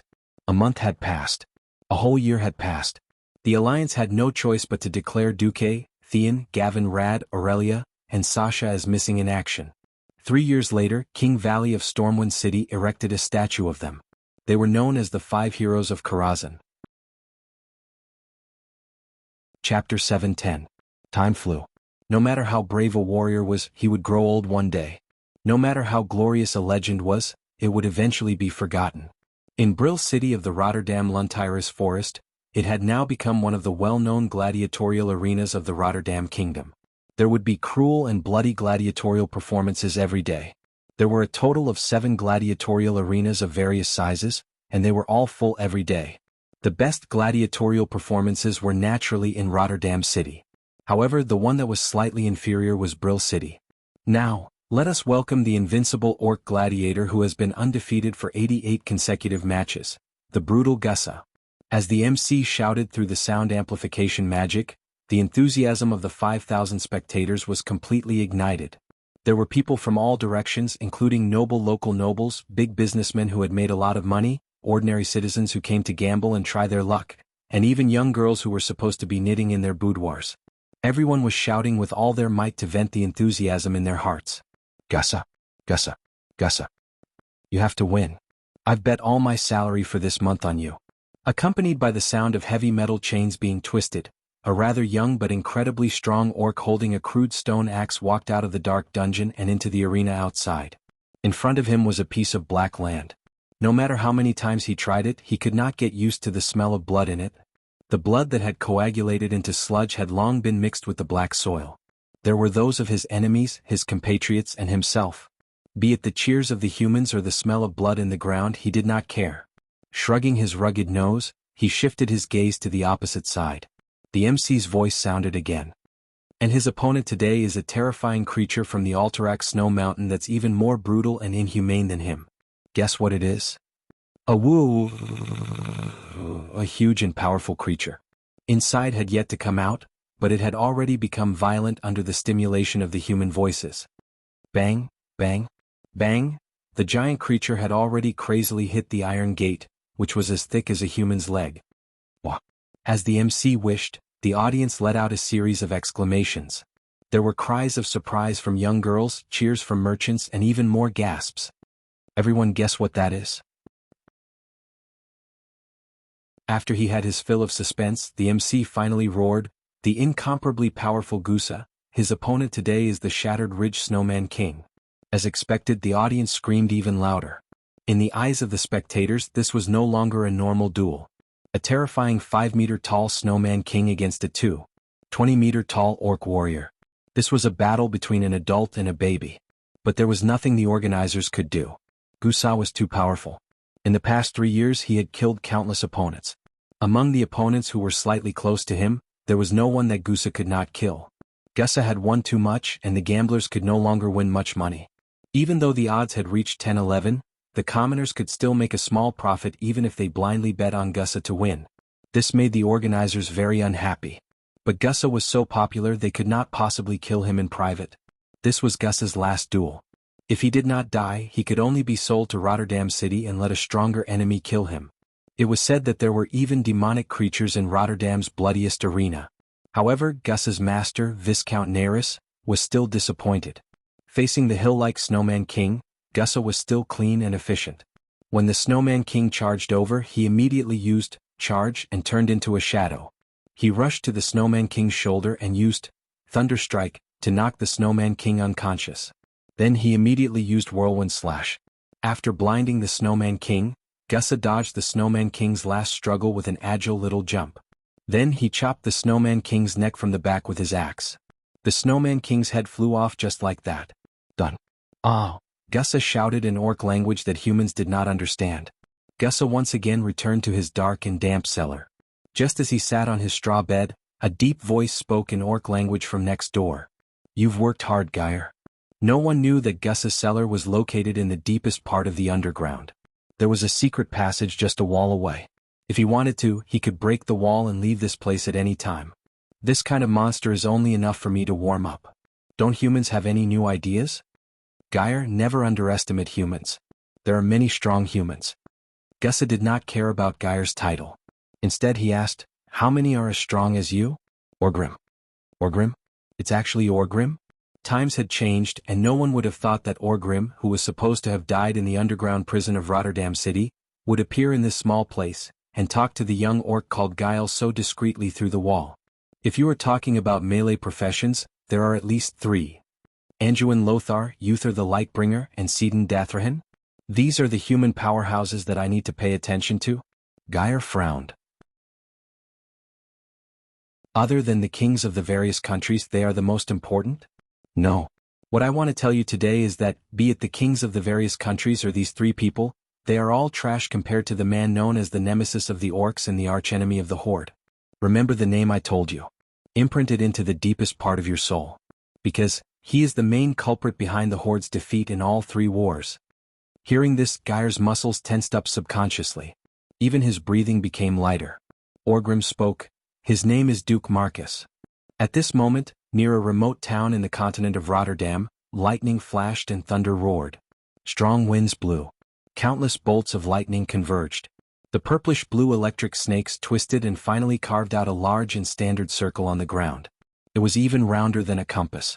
The outside of the circle was charred black. The green grass and yellow soil were all replaced by black. In the middle of the circle, surprisingly, there was a naked young man. He posed like a statue of the thinker, although his muscles couldn't be considered fit at all. He looked like he deserved a beating. Who am I? Where am I from? Where am I going?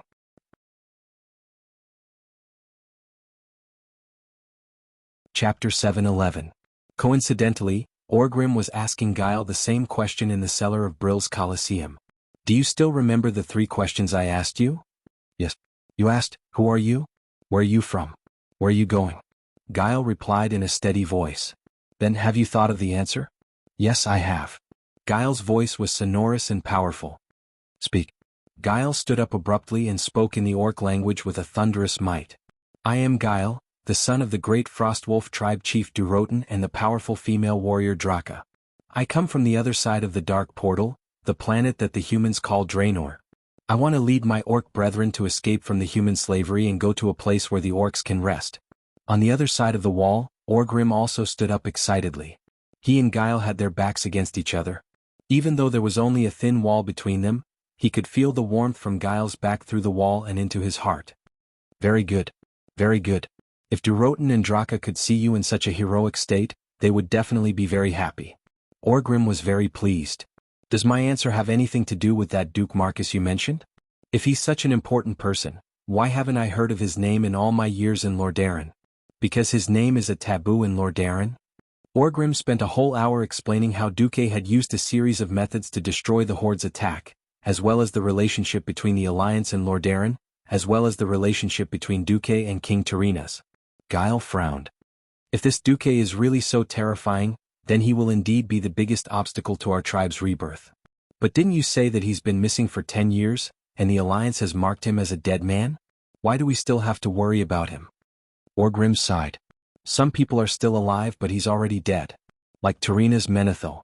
I can even deal with an old fool like him. However, there is a type of person who is more terrifying in death than in life. This type of person is Duke Marcus. Orgrim's gaze seemed to pierce through the dark tunnel, through the boundless sky, back to the glorious days of war. After a long time he said, "If it's just Rotterdam, we only need to rescue our compatriots. We alone are enough to overthrow this country." However, things were different with the addition of the Eastern Kingdom. That is a completely different, higher-level world. A higher level? Have you ever seen a sailboat on Lordimir Lake? Yes. Do you know that the southern continent is using steamships with smoke coming out from the top of the ship? Do you know that the southern continent can transport 10,000 soldiers at a speed faster than a horse for 1,000 miles in a day and a night? Do you know that humans can make 1,000 of the sharpest swords in an hour? And those cannons that can destroy a small mountain? Guile fell silent. This is the new thing that the man named Duke Marcus has brought to the world of Azeroth. Orgrim looked dispirited. My body is not old, but my brain can no longer keep up with the new things. I only know that if we fight for freedom in the old ways, it will only bring true destruction to the orcs and the Horde. So, I put my hope in you, the person that the shaman prophesied. I hope that you can lead the orcs out of this cruel fate. I will. Guile said without hesitation. Do you have any other suggestions? Do in the main what you think. My last suggestion came from the shaman who persuaded me to protect you. He hoped that you would change your name to Thrall on the day of your rebellion. Thrall? Guile was confused. That was the name my subordinates gave you when they transferred you out of another slave camp. It was the name given to you by Lord Blackmore of Gerton. Why do I have to use the name given to me by a human slave master? Guile was filled with indescribable anger. Because this is a name of destiny. It represents the knowledge you have learned from humans, your integration with human culture, and your true destiny. Orgrim's voice became very solemn. Believe in the Lord. If not for his great sacrifice, you would have been killed by the assassins sent by Duque 13 years ago. Only by returning to destiny will the God of destiny protect you. Alright, I agree. From today onwards my name is Thrall. Guile no, Thrall replied loudly. Very well, you will not regret this, child of Durotan. I will leave the rest to you. Yes, orcs will never be slaves. Thrall gripped his axe tightly. At the same time, the young man who appeared in the lightning looked like he was in pain. He stood up with difficulty. F***ck, I've actually become Arnold Schwarzenegger. The young man looked around. Sigh, luckily there is no one around. Otherwise, I would definitely be treated as a pervert. As soon as he tried to move, his first movement made him stagger and he almost fell. It was obvious that he was not used to his body. My body? He looked down. His sword was still there. Even without testing he knew it was normal. Damn, the wind blew the eggs cold. Since it was functioning normally, the other tests could be ignored. No. After checking again and again, he finally confirmed that his body was intact. He was surprised and happy. After suffering for so long, he had finally returned to Azeroth. Even though he had been through countless dangers and seen countless storms, he could not help but feel a little excited. Finally, he took a deep breath and shouted, "Ha! Azeroth! I, Duhan-san, have returned to harm you." For a moment, the sky was filled with lightning and thunder. It was as if Azeroth could not wait to strike this scourge down. I must be joking. This is actually the aftermath of teleportation. Aftermath? Yes. He was the handsome duke that everyone hated, flowers withered at the sight of him, and cars had flat tires at the sight of him. Taking a deep breath of the fresh air of Azeroth, Duque, who had experienced the cruelty of long-distance teleportation across the universe, finally realized his current situation. Damn, a lot of my magic circuits have been burned. F***ck, my storage bag is finished. Damn, I'm still naked.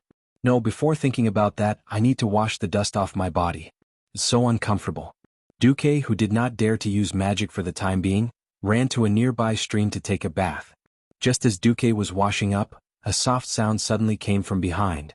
Duque turned around and saw a girl looking at him in shock. The next moment, Duque complained, "Why are you peeping at me while I'm bathing?" Chapter 712. Once upon a time, before Duque had transmigrated, there had been such a fatty.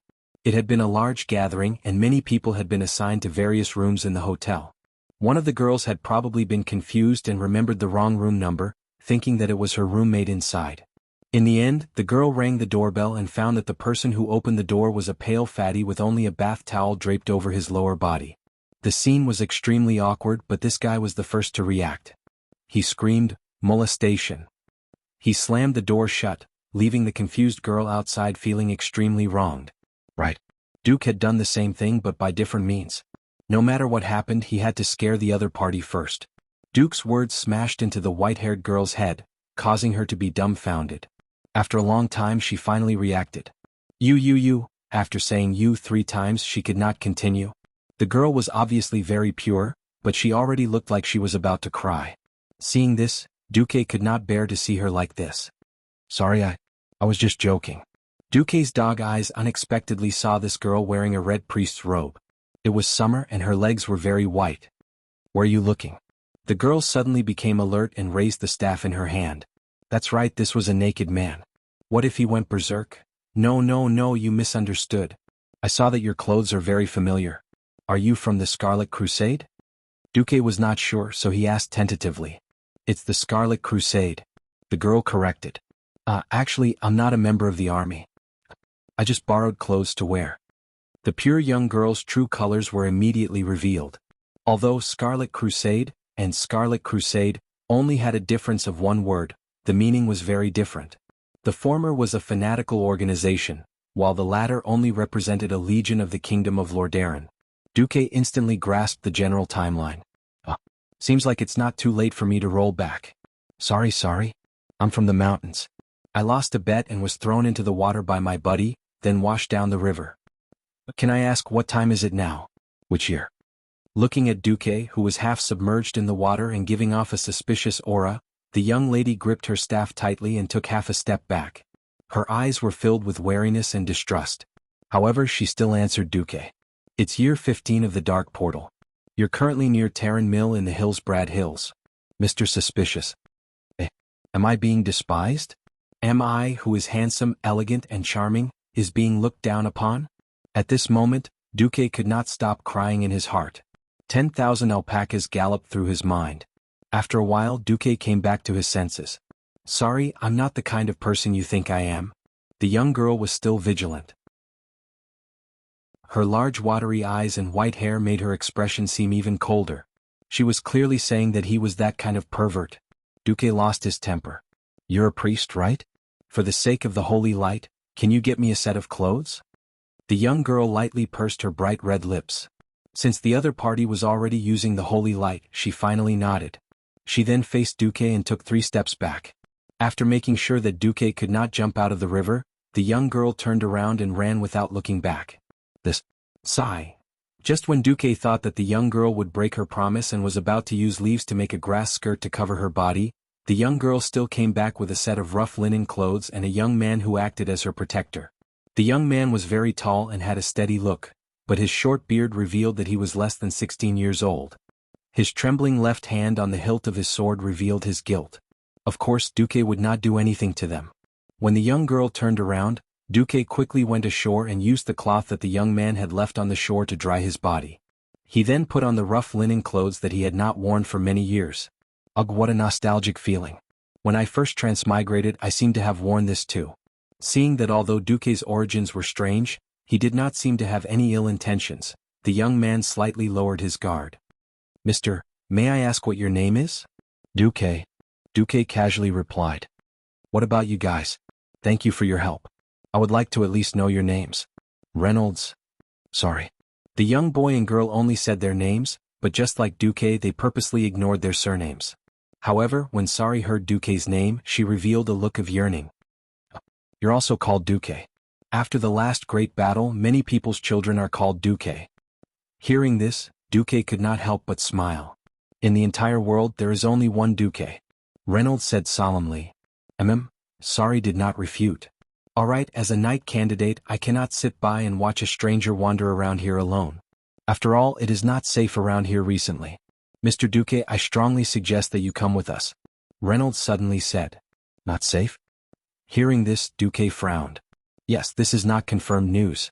However, there have been many strange humanoid monsters recently. What kind of monsters are they? They look like humans, but they eat and bite people. They have dark gray skin. Duque's expression suddenly changed. Damn, the Scourge army has appeared? This is really bad news. Duque found that he could not determine what time it was. However, it was obvious that Nazul had begun to exert his power as the Lich King. However, whether it was the cursing sect secretly stirring up trouble, or Arthas had already fallen, this was still unknown. Let's go.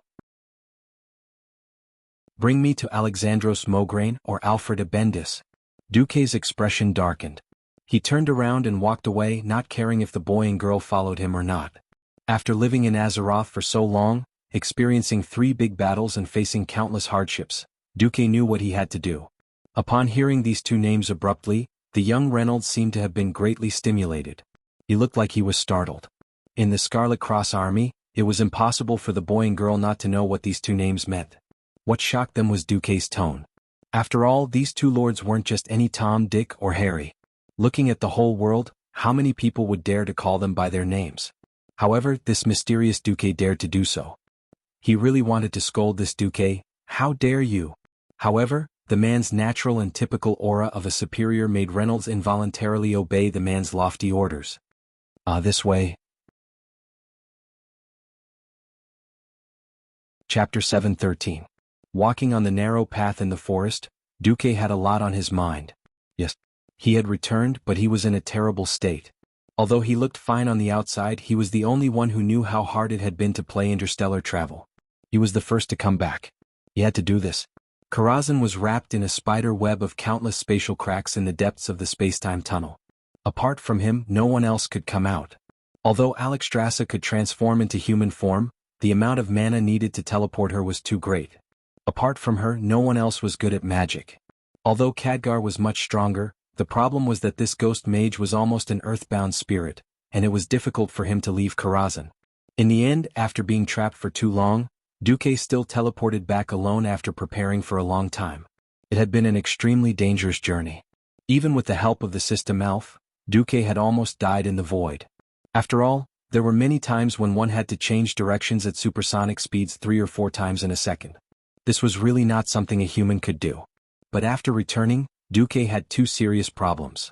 First, he had burned many magic circuits. Roughly speaking, his power had temporarily fallen to the level of an ordinary Radiant Moon mage.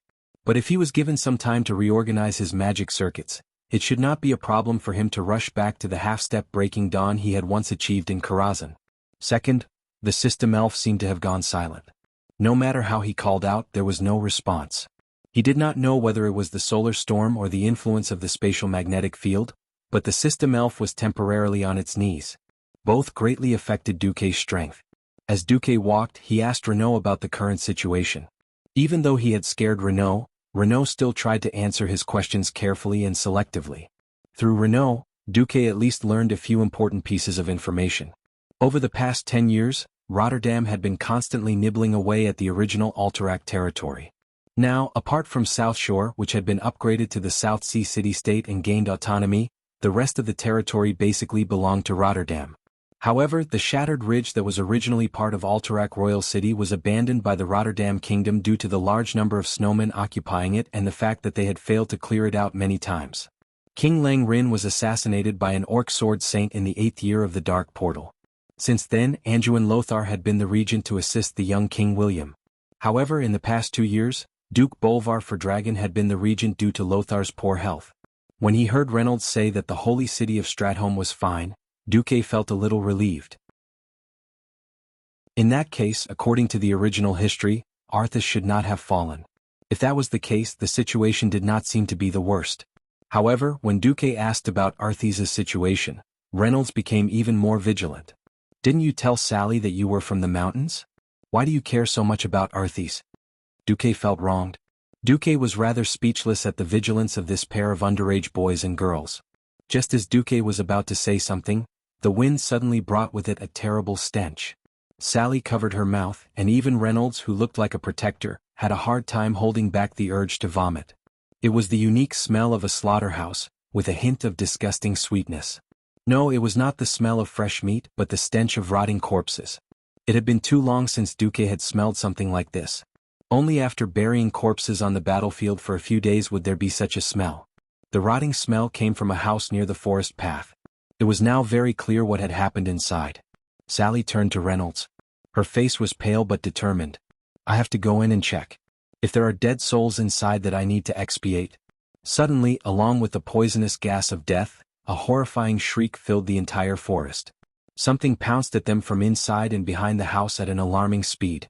Without hesitation, Reynolds immediately pulled out the sword at his waist and pointed it at the intruder with a trembling sword tip.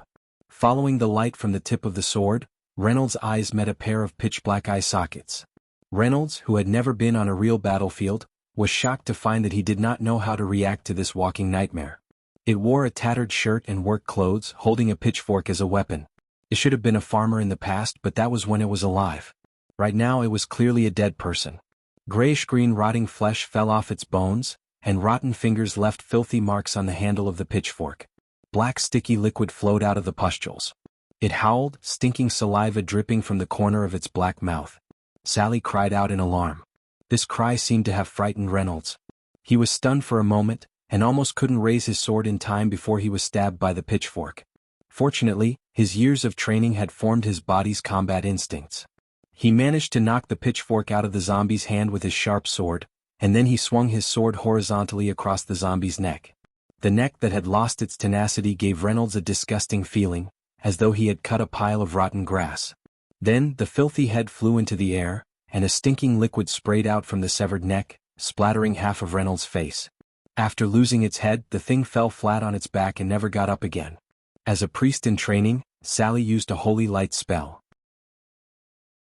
Even though she knocked down a zombie, it was replaced by even more zombies. This was far more than what the two of them could handle. Sally, run! Reynolds cried out in alarm. Even though his hands were trembling, he still chose to let the lady run first. At this moment, the two of them suddenly heard whooshing sounds. It was the sound of something breaking through the air. Countless fireballs flew past them, hitting the bodies of the swarming zombies. The fireballs exploded, and while the disgusting monsters were blown away, the stench in the air was immediately replaced by the smell of burnt flesh. The noisy roars of the monsters had been reduced by 90%, and the clearest sound in the air was the crackling of the flames. In the distance, more zombies tried to rush over. Reynolds and Sally looked back at the same time, only to see 10 small flames burning steadily on Duque's slender fingertips, like 10 harmless orange flowers. The next moment, the flames poured out, turning into huge fireballs the size of water tanks that smashed towards the group of monsters. In a few moments, dozens of monsters were kneeling. Sally asked in a trembling voice, "Who are you?" Chapter 7:14. This was not an ordinary fireball. It was summer, and an ordinary fireball could easily cause a forest fire. However, Duque's fireball was different. The fireball looked huge, and as soon as it hit, the zombies were instantly set ablaze. Even Reynolds and Sally, who were more than 10 meters away, subconsciously raised their hands to shield themselves from the scorching heat wave. Just this power alone was enough to be more powerful than any master mage they had ever seen. They wanted to observe Duque, the mysterious young mage, but the situation with the zombies quickly forced them to turn their attention. Originally, Reynolds wanted to finish them off with a sword, such as killing the zombies that were not completely destroyed by the flames and were still charging at them. Zombies did not feel pain. If they were really caught by a burning zombie, then the flames on their bodies would become a fatal weapon to kill Reynolds. However, Duque's fireball had unimaginable power. The flames quickly charred the zombies' muscles, turning them into human-shaped ashes. Strangely, before the zombies fell to the ground, the flames on their bodies would be extinguished. Soon everything was silent. There were no unpleasant roars from the zombies, no twitching of the zombies, not even the sound of flames gnawing on corpses or wooden houses. The hot summer wind blew slowly, making a sigh in the forest. No matter who this mysterious young mage called Duque was, Reynolds and Sally were glad to see that the zombies were all burned to ashes. Duque did not answer Sally's question about who he was. He did not look good. He had thought that he had returned early. At least the Scourge army had not started to wreak havoc, so there should be no big problem. After all, Thuzad had been tricked by Duque more than 10 years ago, and even his soul had been worn away by the holy light. Even if there was a cursing sect, they should not be too strong. Now it did not seem to be the case. This was not the level of the cursing sect using human subjects for experiments. This should be considered the outbreak of the Scourge, even if it was only in the early stages. Suddenly the sound of fierce fighting came with the wind. There were people being attacked. And there were quite a few of them? Duque frowned and turned his head. Protect yourselves. Without looking back he used blink to leave. It was 8 blink that covered a distance of more than 30 meters. When Duque reappeared 30 meters away he seemed to curse, ran a few steps and then blink again. In their eyes, Duque was already a monstrous existence. Reynolds turned his head. If he had wanted to make a move on you not long ago, Sally smiled bitterly. How would I know? Fortunately he is on the side of the humans. What do we do now? Sally said firmly, follow them. But we're not here to, we're just trainees. The order wasn't given to us, was it? As a believer of the holy light, I cannot allow myself to stand by and do nothing. Sally smiled, and her snow-white short hair gave off a kind of holiness that Reynolds had always been secretly fascinated by. Reynolds roughly wiped off the disgusting liquid that stuck to his body and sword, and ran in the direction that Duque disappeared in. It didn't take them long to reach their destination. It was a very tragic battlefield. On the main road, there were at least hundreds of zombies surrounding a carriage. The carriage should belong to a high noble, because other than high nobles, no one would have more than 30 guards and a magician as a bodyguard. This team of guards looked well trained, but the difference in strength between them and the enemy was too great. If it wasn't for the huge fireballs that kept shooting out from the carriage, the pitiful circular formation of the guards would have been broken long ago.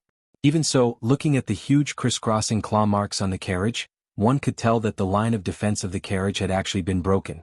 A chill rose from Reynolds' tailbone to his head. Damn it. This is the main road that connects the Dalajan and Torrential Fortress. I just passed by here yesterday. When did there become so many living dead?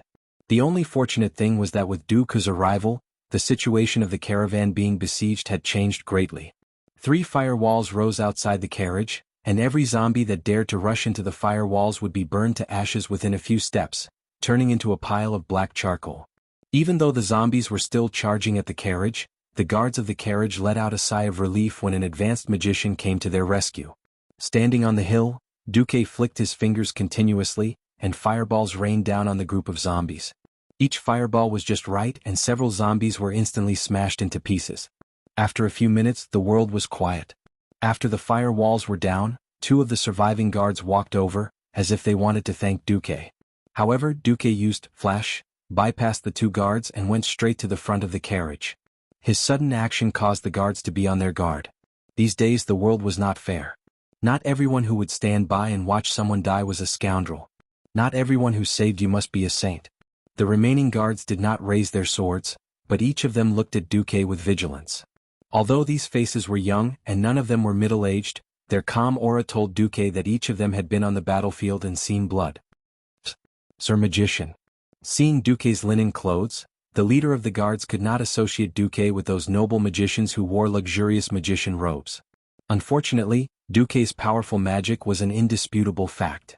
Therefore, the leader of the guards tried to use more respectful and tactful words. Duque was very excited. Yes, that's right. It had been 10 years since he left the world of Azeroth. Although 10 years could not be said to have changed the world, many things had changed greatly. For example, the death of King Lang. He did not know how many traces he had left in this world. In front of him was a group of guards who had hidden their markings, but when he saw the familiar insignia on the guards' bodies, he could no longer control his emotions. Ignoring the nervous guards, Duque walked to the carriage with his head held high and cleared his throat. An old friend is visiting. Excuse me, who is the current head of the Marcus family in Stormwind? There was silence in the carriage, but 3 seconds later an excited female voice was heard. It was me, but now, it's you. Ah. Before Duque could react, he only saw the carriage door suddenly burst open, and then a slim figure like a moth flying into a flame, threw herself at Duque. The confused Duque had a terrible intimate contact with the back of his head against the black ground. The next moment he felt a soft and sweet touch on his lips. Chapter 7:15. This was a bloody battlefield that had just been visited by death and evil. This was a horrifying place with countless corpses. But it was in such an unnatural place that the guards realized that their goddess, for the first time, was like an ordinary woman who had fallen into the mortal world.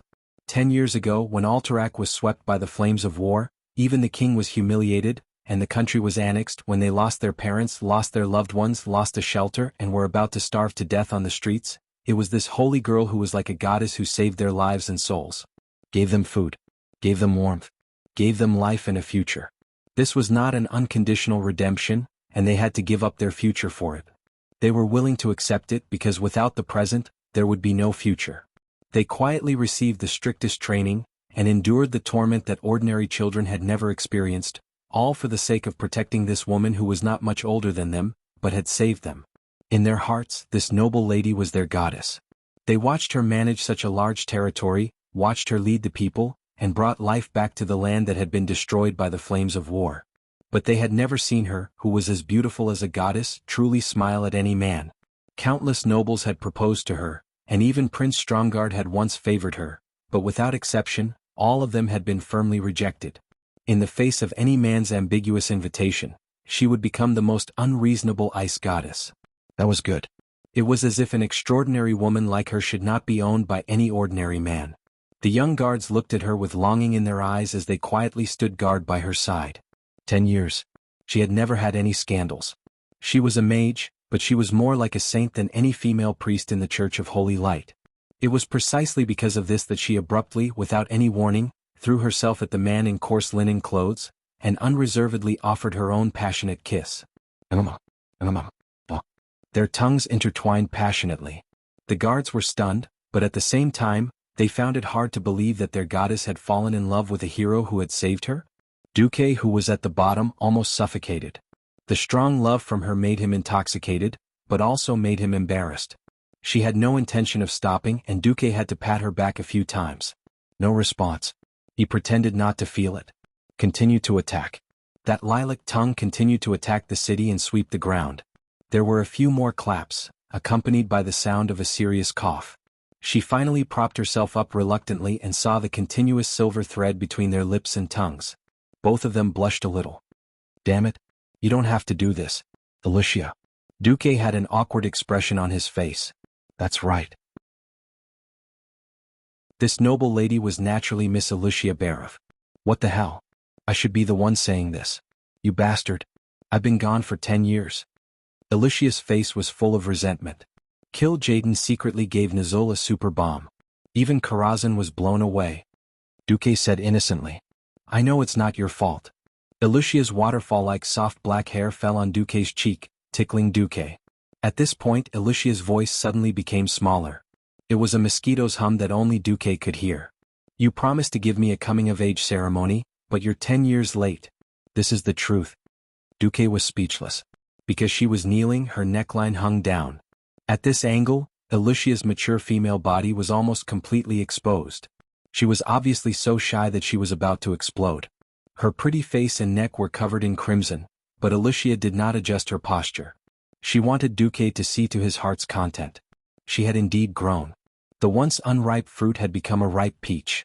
It was obvious that Alicia had been working out. That was not the healthy figure that a female magician should have. And because Alicia had eternal life, her body's age would forever be solidified when she was young. Duque swallowed his saliva. At this time Reynolds and Sally, who were not far away, were completely dumbfounded. Reynolds said, That seems to be Marchioness Alicia Barov of Stormwind? What a beautiful person. How did she get together with Duque? Oh my God. They kissed. Sally held her face in her hands. She knew that her face was burning. Girls love heroes. The scene in front of them was a hero saving a damsel in distress, followed by a beauty falling in love with him. This was the template of a night novel. The corner of Reynolds' mouth twitched. He was a little unconvinced, but he could not be unconvinced. With such a large number of zombies in front of him, he would die of exhaustion if he just stood still and let him cut them down. They were not like mages who could throw a bunch of fireballs and the world would be peaceful. He had also thought too highly of mages. Only Duque could be so awesome, and a half-crippled Duque at that. On the other side, although Duque was very happy that Alicia still loved him and waited for him for a full 10 years, he still did not forget the urgency of the situation. Let's put it aside for now. We still have a long way to go. Hearing the words, we still have a long way to go, Alicia's face became even redder. Alicia, tell me first what happened. When did these zombies appear? What's the situation in the various countries now? Duque asked quickly. Alicia hurriedly stood up. She quickly combed her beautiful black hair.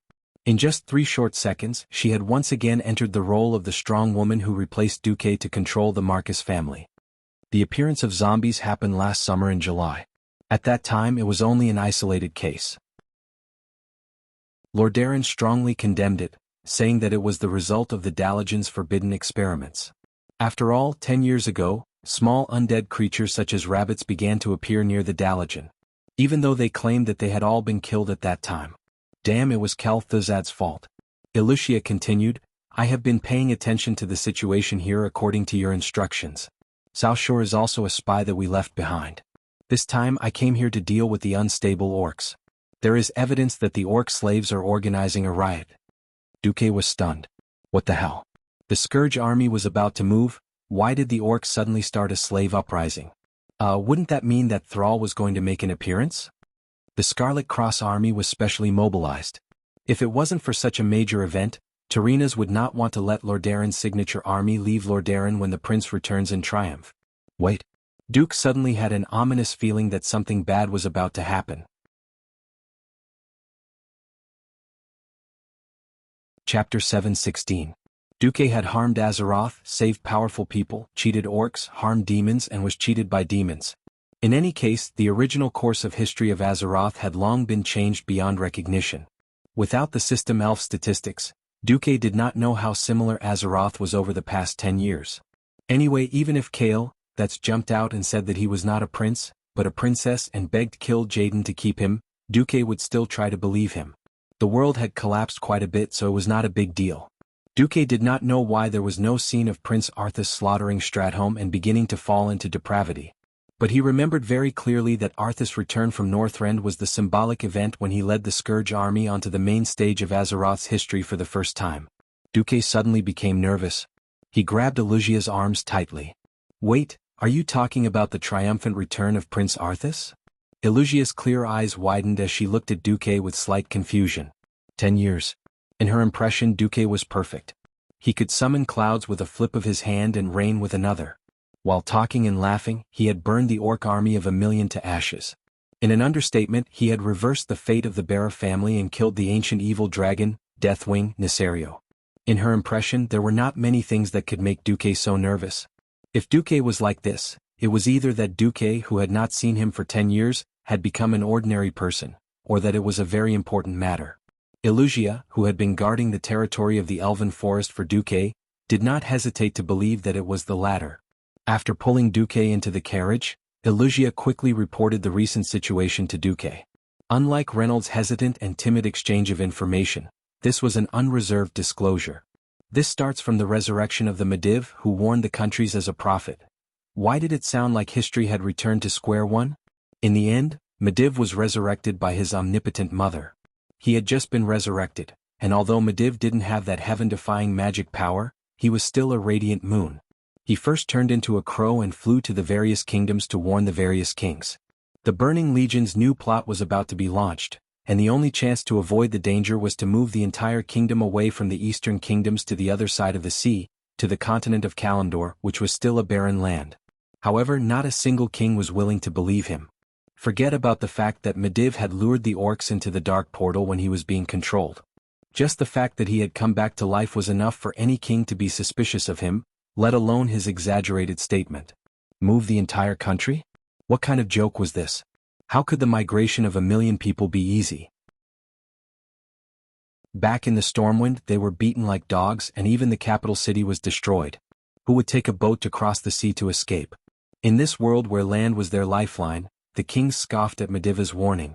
The only one who had a slightly positive response was Stormwind. Anduin Lothar, who was on sick leave, warmly received his old friend. After a conversation, Anduin was extremely sure that his old friend had really come back to life. This was definitely a great comfort to Lothar, who had no children, and whose only friend, Lang, had died and Duque had gone missing in the void.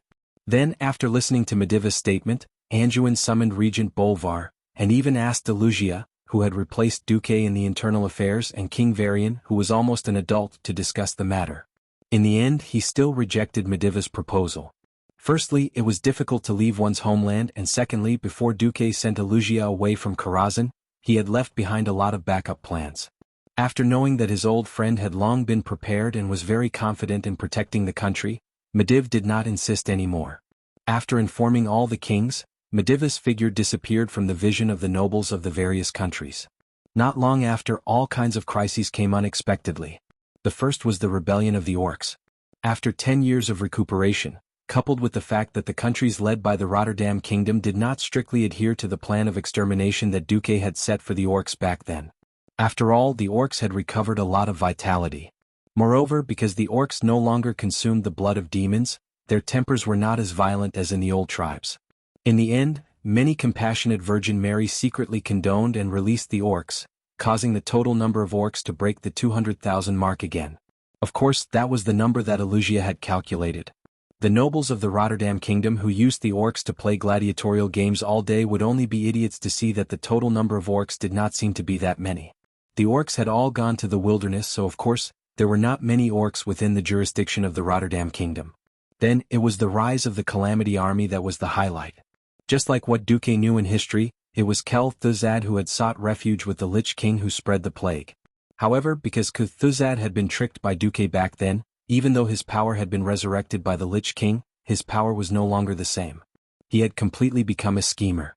He had spread the plague throughout the entire Eastern Kingdom, but had only succeeded in the Rotterdam Kingdom in the north. It was not that his subordinates from the cursing sect had not tried to poison within the borders of Stormwind. Unfortunately, a set of health and epidemic prevention system that he did not understand at all caused his people to show their true colors easily. Following Duque's teachings, Alusia directly asked her subordinates to use the holy light to interrogate the human traitors who had sought refuge with the Calamity Army. The plague raged within the borders of the Rotterdam Kingdom as expected, and because of Duque's other backup plan, the entire Stratholme was strictly guarded. As a result, no residents were infected, and there was no massacre of the city that should have happened in history. However, fate seemed to be mocking Duque. Duque had arranged everything 10 years in advance, but he was tricked by the River of Fate, which secretly took a turn and circled back to the starting point. What? Arthas burned an orphanage and burned hundreds of infected children to death? Duque was silent. This could not be said to be Arthas's fault. Arthas was originally a good young man who loved his people and believed in the holy light. Unfortunately, he had been chosen by Nazul. Needless to say, Nazul was most likely played to death by Kill Jaden, leaving only his soul in the ice, and then he promised to work for the Burning Legion. Nazul did not think that the treacherous Kill Jaden would fulfill his original promise. He knew that once the mission was completed, he would lose his value and be abandoned by the Burning Legion. Therefore he had been looking for a body that he liked, a victim that wandered between light and darkness. As long as he could occupy that body, he could escape from the imprisonment of the Frost Throne. He had his eyes on Arthas Menethil, a noble prince. You're tuning in to the Han Lee's Wuxia Chronicles YouTube channel. We're so grateful for your support, and don't forget to subscribe to join us on this incredible journey through captivating stories. Your generosity through donations truly makes a world of difference, as it's the primary source of revenue that allows me to expand and enhance this channel for you. Thank you from the bottom of my heart for being a part of this adventure.